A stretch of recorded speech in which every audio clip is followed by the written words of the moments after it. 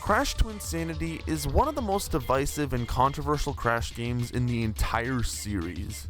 This game is weird, but not because it was designed to be weird, but this game just feels so incomplete. Remember how in my last video on Wrath of Cortex that I said that it felt like I was playing snippets of what felt like a bigger game? Well, Crash Twinsanity embodies that same feeling, however on a much more severe level. When you play this game, you can just feel the quote-unquote rushness to it. With having a multitude of glitches, awkward pacing, story beats that go nowhere, and the fact that the game tries to crunch in a multitude of gameplay styles in a game that only has 12 levels, this game just feels so bizarre. When playing this game, you get the feeling that a lot of stuff happened behind the scenes. And the fact of the matter is, a lot of stuff did. And I mean a lot of stuff. This is definitely going to be one of my more longer videos, as Crash Twinsanity has the most documented beta in the entire series. In fact, I almost didn't want to make this video because of how documented it is. However, judging by the reception of the last video and the fact that you guys voted for this, here we go. The beta of Crash Twinsanity. This is gonna be a long ride. Now, before I get into this, I want to preface something. This timeline was construed by me by simply reading a plethora of articles on the website Beyond Twinsanity. Beyond Twinsanity is a Crash Twinsanity fan site that pretty much documents everything that is currently known about the beta and overall development history of Crash Twinsanity. Now, the reason why I bring this up is because the people running Beyond Twinsanity have done an amazing job at documenting this game's development. So much so that this video wouldn't really exist without it. I say this because I really don't want this video to stand as a replacement for that website. The website itself is almost like a book that I really encourage you to read. This video is simply an abridged version of everything told on that website, if that makes any sense. So after you're done watching this video and you still have a hankering for more beta Twinsanity content, I highly recommend you click the link in the description and check out Beyond Twinsanity, because again, I cannot emphasize how helpful that site was to the research of this video. With that said, let's talk about the beta of Crash Twinsanity.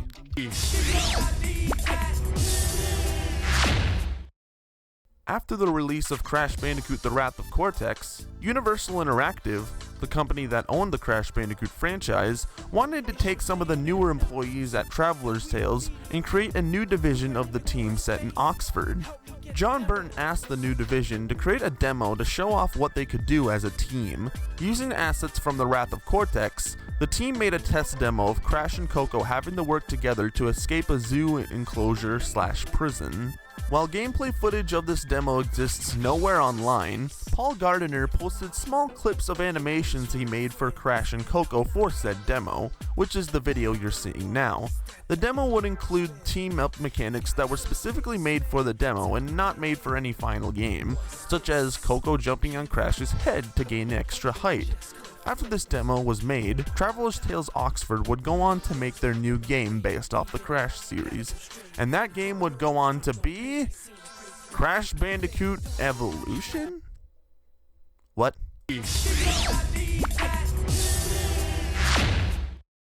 Taking the cut open world idea originally planned for The Wrath of Cortex, Traveler's Tales Oxford decided to pitch the game Crash Bandicoot Evolution. Yes, before Crash Twinsanity was even Twinsanity, it was an entirely different game titled Crash Bandicoot Evolution. Crash Bandicoot Evolution involved Crash fighting against the evil twins in an attempt to foil their plan to steal pieces of random planets to build one big giant planet. Evolution was said to have a much darker and more edgier tone than that of the previous games. Lots of stuff was built for Evolution, so much so that some of it even gets shown in the yellow gem extras of the final game. While Crash Evolution was being developed, they made a multitude of test levels, but no real levels. According to an interview with Twinsanity developer J-Mac, "Oh yeah, there were loads of discs made. We were always having to make bids to send to John Burton at the main TT studio, as well as the publishers in the USA. We made at least 4 different test levels early on to show progress. I've got no idea how many were kept. J-Mac. While many of these discs are most likely lost to the sands of time, a user by the name of Neo Kesha actually managed to get one of these builds. The build itself isn't really interesting in terms of level design, as it literally just is a test map. But what's in the test map is full of early and unused test assets for what would become Crash Twinsanity. There are a lot of basic oddities like the early sound effects and different animations for Crash. But what I find most interesting regarding this build are the unused mechanics, like being able to control this robot spider after defeating this early ant robot, or the Chi-Chi grass, which would be used as a point to grapple to, very similar to Nina's grapple in the final game. While Crash Evolution had a good chunk of work done for it with a variety of models and concept art made for it, sadly it wouldn't get to see the light of day because, well, in 2002, Insomniac Games, famously known for making the Spyro the Dragon series, decided to make a new game based off a brand new IP.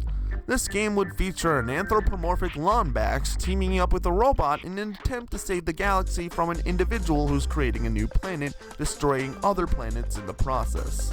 Sound familiar? Yes. While Traveler's Tales was beginning development on Crash Bandicoot Evolution, they were creating new ideas not knowing that Insomniac Games was using very similar ideas for their Ratchet & Clank series. After being made aware of this and not wanting Crash to come across as a shameless ripoff, Traveler's Tales Oxford decided to scrap everything they made for Crash Evolution. And good lord, I cannot imagine how much that must have sucked for the developers. Even though I'm happy that we got Twinsanity in the end, the fact that all these ideas and concepts were made and ended up going in the bin was a huge loss for everyone. Not only are you throwing out amazing art assets that will never be used, but you have wasted so much time and money having to do so. This didn't just hurt us players by essentially getting another cancelled game. This didn't just hurt the developers who wasted so much time and money. This hurt the entire project in a nutshell. And while this hard reset for the project was probably for the better, it would ultimately set the precedent for what the rest of the project would be like.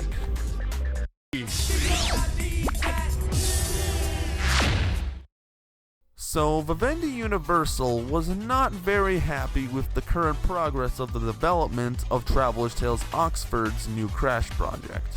After hearing that the team was throwing out a majority of their work, Vivendi Universal sent an executive to the studio to essentially cancel the project.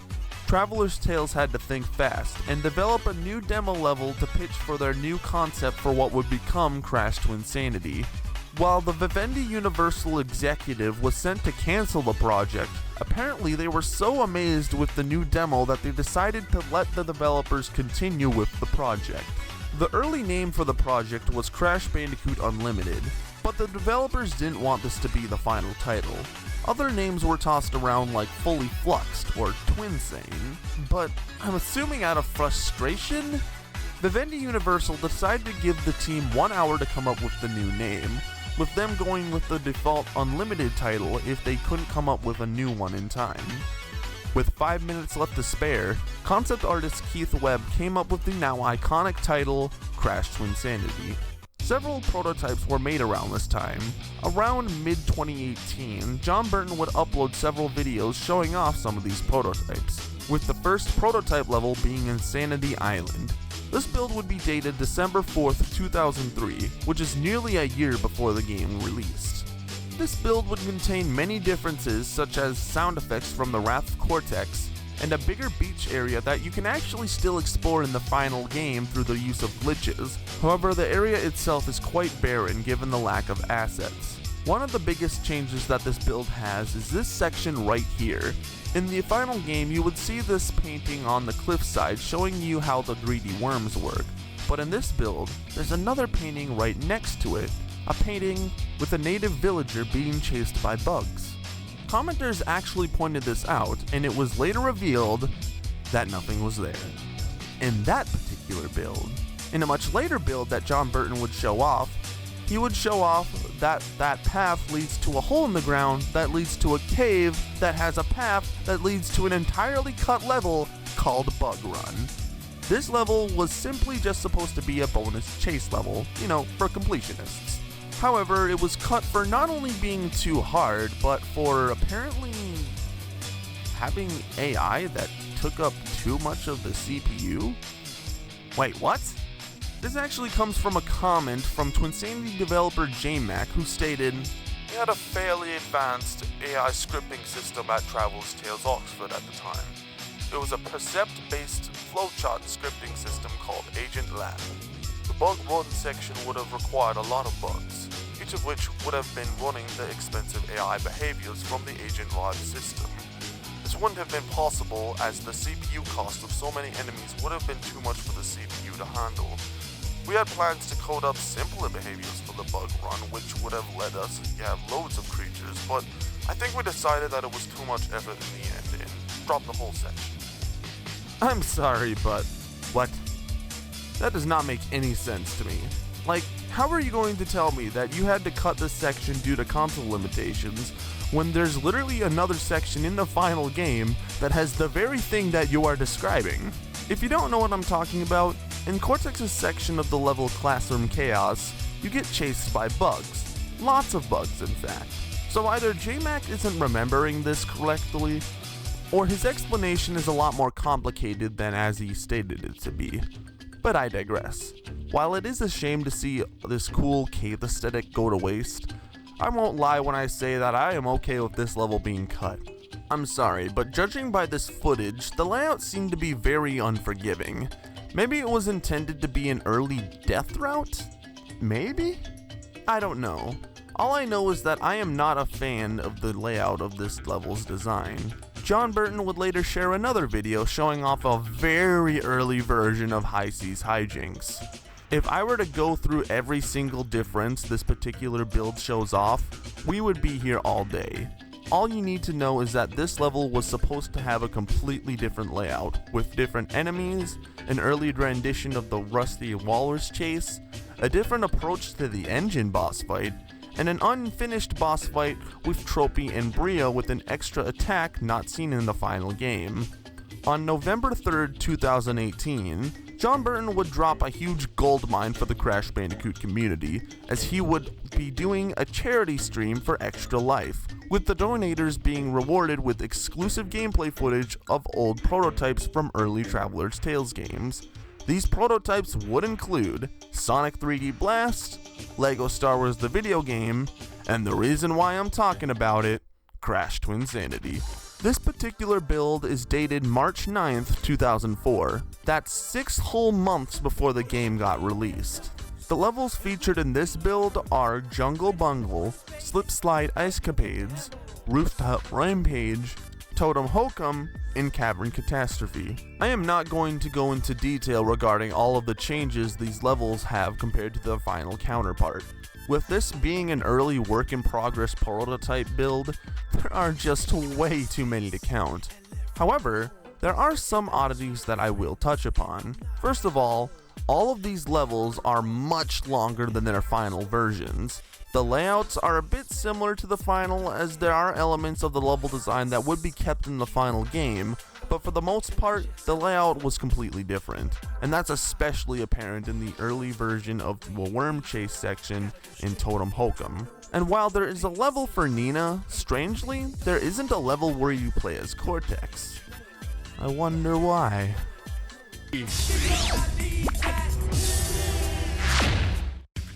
On March 26, 2004, Twinsanity was revealed, with a slew of screenshots made available to the public. These screenshots contain a lot of changes from the final version. Most of these changes, though, were present in the demo videos shown on GameHut. On May 11th through 14th, E3 2004 was going on, with Twinsanity not only having a playable booth, but actually had legitimate demo discs of it in Sparrow a Hero's Tale given away at the event. And believe it or not, I am a proud owner of one of these discs. This demo would feature 3 main levels: Jungle Bungle, Cavern Catastrophe, and Totem Hokum. There are many updates from previous builds, however there are still some notable differences that don't appear in the final game. For example, in this build you can actually skip cutscenes, something you cannot do in the final game. There are other differences as well, both ranging from minor to major. The lighting is different, some of the text is using the Crash Nitro Kart font, while other text is default, and the fact that Cortex isn't voiced by Clancy Brown in Totem Hokum. But there are two major differences that I feel need to be talked about. The unused punch attack and the unused side of Insanity Island. By pressing the spin attack button followed by the crouch button, Crash would perform a punch attack that broke through blocked boxes and the platforms in the Cortex boss fight, which you can actually still play through the use of glitches. With how powerful this punch attack was, it would cause other areas in the game to break, which is why the idea was cut. Then we have this change right here. In the final version, this would lead to a cave that would lead you to the other side of the island. But in this version, it would just lead you to, well, the other side of the island, which would lead you to Farmer Ernest's barn. While this side of the island was never meant to be explored in this build, you can actually make it across through the use of a very well-timed double jump. Now this layout is completely different, as in the final game, you would actually go up to Totem Hokum and then go through a cave after beating the level, a cave that would lead you to Farmer Ernest's barn. This is mainly because once you go onto this side of the island, the barn is on this raised cliff area, making you unable to reach it without the use of a greedy worm. However, in the E3 build, you are actually going to go to Farmer Ernest's barn immediately after Cavern Catastrophe. Remnants of this actually exist in the final game. If you look at the cutscene where the evil twins are introduced, look at the background. You'll see Farmer Ernest's barn. So this clearly must have been a last-minute change. Then we have Cavern Catastrophe, which has a completely different layout than in the final game.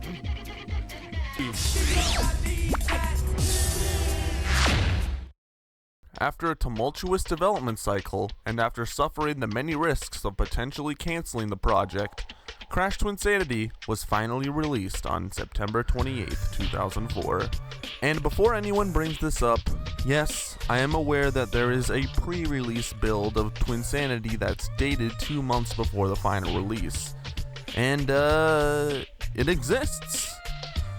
I mean, I don't know what to really say about this build. I mean, it has a lot of interesting changes, no doubt about it, but nothing to really be worth talking about.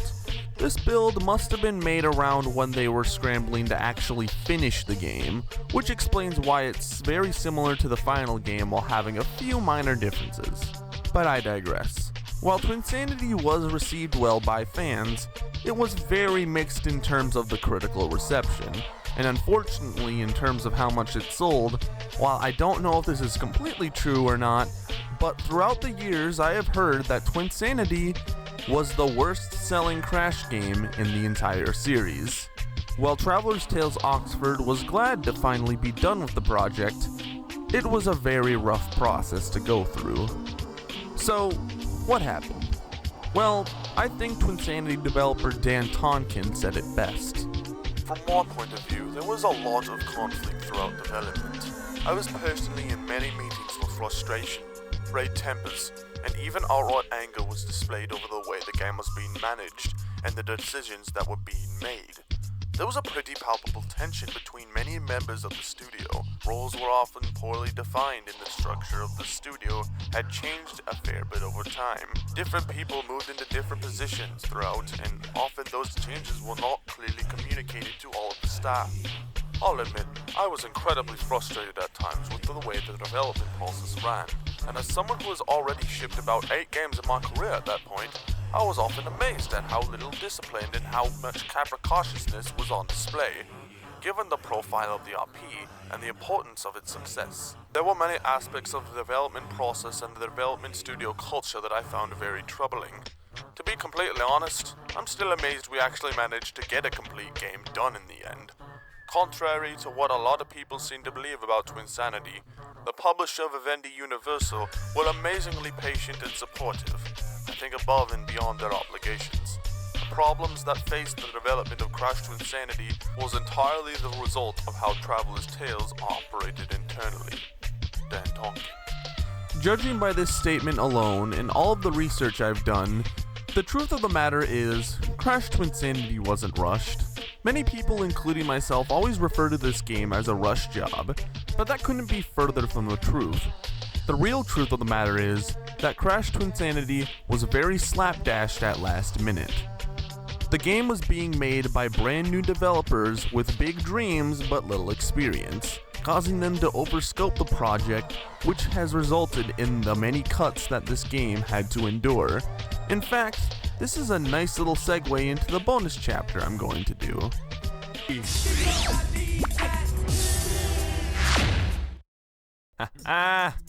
You all thought I forgot about this, did you? Look, there is absolutely no way you can talk about the beta of Crash Twinsanity without talking about the most infamous cut level from the game, Bit Coco. I actually already made a video covering Bit Coco, however that video was not very well produced at all. The quality was very low, I'm pretty sure I got 1 or 2 facts wrong, and I swear a lot in the video, which, if you watch me, you know I do a lot. However, it's something I don't want to do in these documentary type videos like this one. So this section is going to be kind of a revamped version of that particular video. So Bit Coco, out of every level in Twinsanity that got cut, was the most complete level that got cut. The reason why it was cut was simple. The developers just didn't have time to complete it. The level would have taken place right after High C's hijinks. Interesting. The malfunction has opened a portal into her brainovial hyperbarium, the well from which her personality springs like sugar water. What pastel-colored horrors await in there? I wonder. From there on, you would play as Cortex in an attempt to escape the cute and cuddly world of Coco's brain. A menu graphic was made for the level, however the level is seen nowhere in the files of the game. In an early gameplay video of Twinsanity, we actually do get to see a small glimpse of Bit Coco. However, it's only 11 seconds long, you barely get to see the level, and apparently it's not even the final rendition of the level, it's actually just an early art pass. The final art pass would be shown in a video uploaded by Paul Gardner, who wanted to show off some of the voice clips that Debbie Derryberry would have made for the level. Wanna play? Give me a frowny face. Wanna play? We forgive you. Oh, come on, Mr. Sad Sack. While we know what the level is going to look like and what NPCs were going to be in it, we've actually never seen any gameplay footage of the level in its entirety. And while the developers claim that there is a video showing off the level in its entirety, there's a strong chance that that video is gone forever. I honestly consider Bit Coco the holy grail of Crash Twinsanity cut content. Like, we know so much about the level, yet we've never seen the level in action. Fans have went on to create interpretations of what the level could have been like, but it will never outmatch the mystique of the real deal.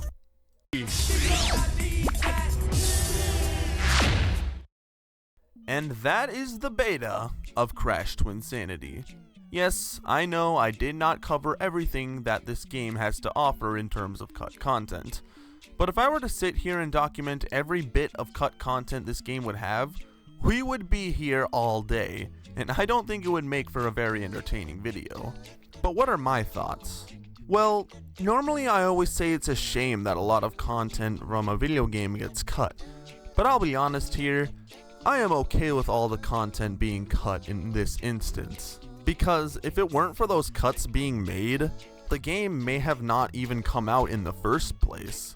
One thing that has remained consistent throughout my research is that Twinsanity faced potential cancellation numerous times throughout development.